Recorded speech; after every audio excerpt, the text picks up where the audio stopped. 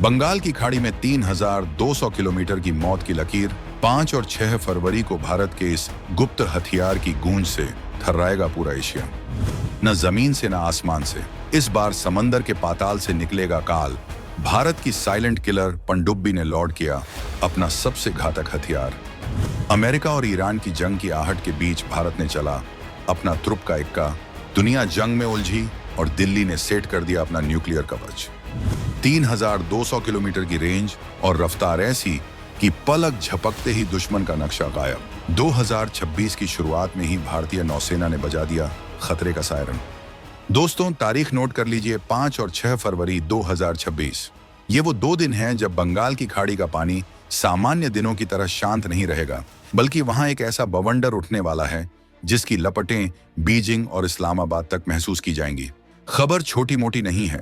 खबर यह है कि भारत ने बंगाल की खाड़ी में 1 या 2 नहीं, बल्कि पूरे 3,200 किलोमीटर के इलाके को पूरी तरह से सील कर दिया है। जी हां, 3,200 किलोमीटर। ये दूरी इतनी ज्यादा है कि अगर आप कश्मीर से कन्याकुमारी नापें तो भी कम पड़ जाए। इसे तकनीकी भाषा में नॉटम यानी नोटिस टू एयरमैन कहा जाता है, लेकिन सरल भाषा में कहें तो भारत ने दुनिया को साफ चेतावनी दे दी है कि इस इलाके से दूर रहना, वरना जो होगा उसके जिम्मेदार तुम खुद होगे। अब आप सोच रहे होंगे कि आखिर भारत ऐसा क्या करने जा रहा है जिसके लिए इतने विशालकाय इलाके को खाली करवाया गया है? क्या ये कोई मामूली मिसाइल टेस्ट है? बिल्कुल नहीं। 3,200 किलोमीटर का दायरा इस बात की गवाही दे रहा है कि जिस हथियार का ट्रिगर दबने वाला है वो भारत की सेकंड स्ट्राइक कैपेबिलिटी का सबसे बड़ा सबूत है। एक ऐसी तकनीक जो दुश्मन के घर में घुसकर नहीं, बल्कि दुश्मन को सोचने का मौका दिए बिना उसे तबाह करने की ताकत रखती है। न चीन को पता है, न पाकिस्तान को भनक है कि इस बार उड़ीसा के तट से अग्नि उड़ेगी या फिर समंदर के नीचे छिपी किसी पनडुब्बी से के सीरीज का कोई गुप्त हथियार बाहर आएगा। लेकिन असली खेल तो टाइमिंग का है। एक तरफ दुनिया अमेरिका और ईरान के बीच सुलगती जंग की चिंगारी को देख रही है। हर किसी की नजर मिडिल ईस्ट पर है और ठीक इसी मौके का फायदा उठाकर भारत ने अपनी बाजू फड़फड़ा दी है। इसे कहते हैं मास्टर स्ट्रोक।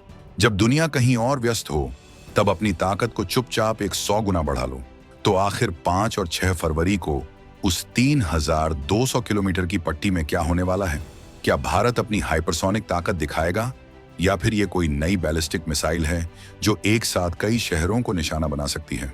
इन सारे सवालों के जवाब और इस धमाकेदार खबर की पूरी कहानी हम आपको आगे बताएंगे, तो सीट बेल्ट बांध लीजिए और वीडियो पर अंत तक बने रहिएगा। और हाँ, भारत की इस धाकड़ तैयारी पर आपके क्या विचार हैं? कमेंट में जय हिंद लिखकर जरूर बताइएगा। सबसे पहले तो इस नोटम के फंडे को एकदम देसी भाषा में समझते हैं। नोटम का मतलब होता है नोटिस टू एयर मिशन, यानी हवा में उड़ने वाले हर जहाज, हर पायलट और समंदर में चलने वाले हर कप्तान के लिए एक सरकारी फरमान। भारत ने साफ कह दिया है कि उड़ीसा के तट से लेकर नीचे हिंद महासागर की गहराई तक 3,200 किलोमीटर लंबी और सैकड़ों किलोमीटर चौड़ी पट्टी में 5 और 6 फरवरी को कोई भी कमर्शियल फ्लाइट, कोई भी जहाज या कोई भी प्राइवेट जेट नहीं आएगा। इसे आप समंदर में खींची गई एक लक्ष्मण रेखा समझ लीजिए। अगर कोई इसके बीच आया तो वो अपनी जान का खुद जिम्मेदार होगा। अब जरा आंकड़ों पर गौर कीजिए। आमतौर पर जब ब्रह्मोस या पृथ्वी जैसी मिसाइलों का टेस्ट होता है तो 400 से 800 किलोमीटर का एरिया बंद किया जाता है। जब अग्नि 1 या अग्नि 2 का टेस्ट होता है तो 1,500 से 2,000 किलोमीटर का नॉटम जारी होता है। लेकिन भाई साहब, यहाँ बात 3,200 किलोमीटर की हो रही है। ये आंकड़ा चिल्ला चिल्ला कर कह रहा है कि ये टेस्ट किसी छोटे मोटे हथियार का नहीं, बल्कि एक इंटरकॉन्टिनेंटल यानी महाद्वीपीय स्तर के हथियार का है। 2025 के दिसंबर में भी भारत ने ऐसी ही एक हलचल की थी और अब 2026 की शुरुआत में ही ये दूसरा बड़ा धमाका होने जा रहा है। रक्षा विशेषज्ञों की माने तो ये रेंज इशारा कर रही है कि भारत अपनी लंबी दूरी की मारक क्षमता को परख रहा है, जो सीधे तौर पर चीन के किसी भी शहर को अपने रडार पर ले सकती है। अब आते हैं उस सवाल पर जो सबके दिमाग में चल रहा है, आखिर वो हथियार कौन सा है? 3,200 किलोमीटर की रेंज को डिकोड करें तो 2 सबसे बड़े खिलाड़ी सामने आते हैं। पहला है K4 submarine launched ballistic missile SLBM और दूसरा है अग्नि 5 का कोई नया और अपग्रेडेड MIRV वर्जन। लेकिन झुकाव K4 या उसके बड़े भाई K5 की तरफ ज्यादा है। क्यों? क्योंकि नॉटम का जो पैटर्न है वो इशारा कर रहा है कि ये टेस्ट सी बेस्ड यानी समंदर से हो सकता है। जरा सोचिए, जमीन से मिसाइल दागना एक बात है, वहां दुश्मन की सैटेलाइट्स आपको देख सकती हैं, लेकिन पानी के 500 फीट नीचे तैर रही एक पनडुब्बी से 3500 किलोमीटर दूर निशाना लगाना, ये वो तकनीक है जो दुनिया के सिर्फ 5 से 6 देशों के पास है। K4 मिसाइल की खासियत ये है कि ये भारत की अरिहंत क्लास की पनडुब्बियों में तैनात होती है। ये मिसाइलें पानी के नीचे से ही निकलती हैं, हवा में आती हैं और फिर अंतरिक्ष की तरफ जाकर दुश्मन पर गिरती हैं। इसे रोकना नामुमकिन के बराबर है, क्योंकि दुश्मन को पता ही नहीं चलता कि लॉन्च कहां से हुआ। अगर ये टेस्ट K4 का है तो समझ लीजिए कि भारत ने अपनी न्यूक्लियर ट्रायड जल, थल और नभ से परमाणु हमला करने की ताकत को लोहे जैसा मजबूत कर लिया है। इस टेस्ट की सबसे बड़ी बात यह नहीं है कि मिसाइल कितनी दूर जाएगी, सबसे बड़ी बात यह है कि यह दुश्मनों के दिमाग में क्या खौफ पैदा करेगी। इसे कहते हैं डिटरेंस या भय। चीन और पाकिस्तान हमेशा ये सोचते हैं कि अगर उन्होंने भारत पर पहले हमला कर दिया तो भारत जवाब नहीं दे पाएगा, लेकिन ये 3200 किलोमीटर वाली मिसाइल उसी सोच का जवाब है। इसे सेकंड स्ट्राइक कैपेबिलिटी कहते हैं। मान लीजिए खुदा न खास्ता दुश्मन ने भारत के जमीनी ठिकानों पर हमला कर भी दिया, तो भी हमारी पनडुब्बियां जो समंदर की गहराई में महीनों से चुपचाप बैठी हैं, वो एक्टिव हो जाएंगी। पानी के नीचे से ये K सीरीज की मिसाइलें निकलेंगी और बीजिंग, शंघाई या इस्लामाबाद को नक्शे से मिटा देंगी। 5 और 6 फरवरी को होने वाला ये टेस्ट उसी बदले की ताकत का रिहर्सल है। 2025 में हमने देखा था कि कैसे चीन ने अपनी नौसेना को हिंद महासागर में धकेला था, लेकिन अब 2026 में भारत बता रहा है कि यह समंदर हमारा है। इस टेस्ट के सफल होते ही भारत की मारक क्षमता इतनी सटीक हो जाएगी कि दुश्मन का कोई भी कोना हमारी पहुंच से दूर नहीं होगा। ये सिर्फ एक मिसाइल नहीं है, ये 140 करोड़ भारतीयों की सुरक्षा की गारंटी है। अब जैसे ही भारत ने ये नोटम जारी किया, आप यकीन मानिए चीन के पेट में दर्द शुरू हो गया होगा।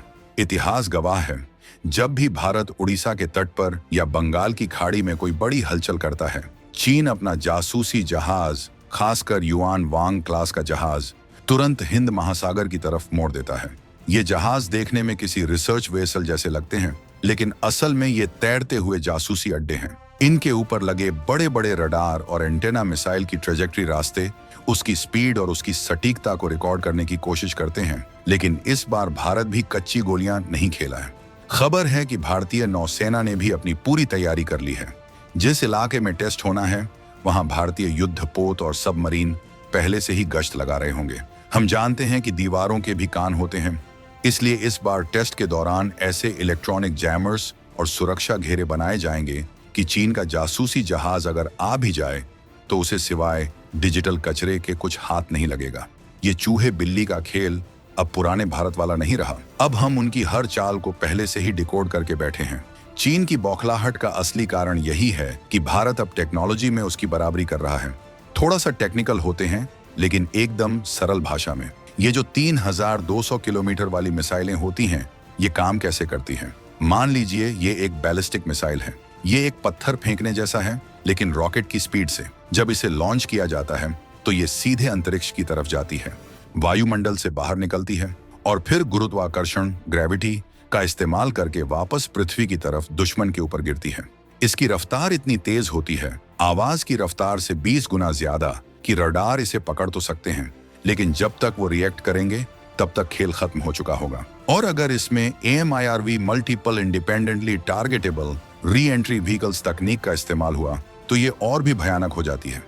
MIRV का मतलब है एक मिसाइल, लेकिन उसके अंदर कई सारे बम। जैसे ही मिसाइल हवा में पहुंचेगी, उसका अगला हिस्सा खुलेगा और उसमें से 3, 4 या 5 अलग अलग परमाणु वॉरहेड निकलेंगे, जो अलग अलग शहरों पर गिरेंगे। यानी एक तीर से कई निशाने। भारत ने अग्नि 5 में इस तकनीक का सफल परीक्षण किया है, और अगर अब इसे पनडुब्बी वाली मिसाइल में फिट कर दिया गया है तो ये टेक्नोलॉजी का वो लेवल है जिसे हासिल करने में दुनिया के बड़े बड़े देशों को पसीने आ गए थे। अब जरा जियोपॉलिटिक्स के नजरिए से देखिए, इस वक्त दुनिया की हालत क्या है। मिडिल ईस्ट में अमेरिका और ईरान एक दूसरे के आमने सामने खड़े हैं। लाल सागर में होती विद्रोही जहाजों को निशाना बना रहे हैं। रूस यूक्रेन का मामला अभी ठंडा नहीं हुआ है। ऐसे माहौल में जब बड़ी ताकतें आपस में उलझी हुई हैं, भारत का ये टेस्ट एक बहुत बड़ा कूटनीतिक संदेश है। इसे कहते हैं स्ट्रेटेजिक ऑटोनॉमी, भारत ये बता रहा है कि हमें तुम्हारी लड़ाइयों से फर्क नहीं पड़ता, हम अपनी सुरक्षा के लिए जो जरूरी होगा वो करेंगे। अमेरिका, जो अक्सर भारत को अपना पार्टनर बताता है, वो भी इस टेस्ट को बहुत गौर से देख रहा होगा, क्योंकि अमेरिका जानता है कि एशिया में अगर चीन को कोई टक्कर दे सकता है तो वो सिर्फ और सिर्फ भारत है। लेकिन साथ ही अमेरिका को यह भी डर रहता है कि कहीं भारत इतना ताकतवर न हो जाए कि उसकी खुद की बादशाहत खतरे में पड़ जाए। ये टेस्ट भारत की आत्मनिर्भरता का डंका है। हम अपने हथियार खुद बना रहे हैं, अपने समय पर टेस्ट कर रहे हैं और अपनी शर्तों पर दुनिया को दिखा रहे हैं। दोस्तों, ये साल 2026 भारत के रक्षा क्षेत्र के लिए बहुत अहम होने वाला है। रक्षा मंत्रालय ने इसे ईयर ऑफ रिफॉर्म्स घोषित किया है। हमारा डिफेंस बजट रिकॉर्ड स्तर पर है। जिस तरह से हम एक के बाद एक स्वदेशी हथियारों का जखीरा खड़ा कर रहे हैं, वो दिन दूर नहीं जब हम हथियारों के आयातक नहीं बल्कि दुनिया के सबसे बड़े निर्यातक बनेंगे। ये नोटम और ये मिसाइल टेस्ट उसी कड़ी का एक हिस्सा है। आज हमारी सेना के पास वो सब कुछ है जो एक सुपर पावर के पास होना चाहिए। राफेल आसमान में गरज रहे हैं, INS विक्रांत समंदर में लहरें काट रहा है और अब ये K सीरीज और अग्नि मिसाइलें हमारी ढाल बनकर खड़ी हैं। ये नया भारत है जो घर में घुसकर मारता भी है और समंदर के बीचों बीच अपनी ताकत का लोहा भी मनवाता है। 5 और 6 फरवरी का ये धमाका सिर्फ एक प्रयोग नहीं है, ये भारत के महाशक्ति बनने के सफर का एक मील का पत्थर है।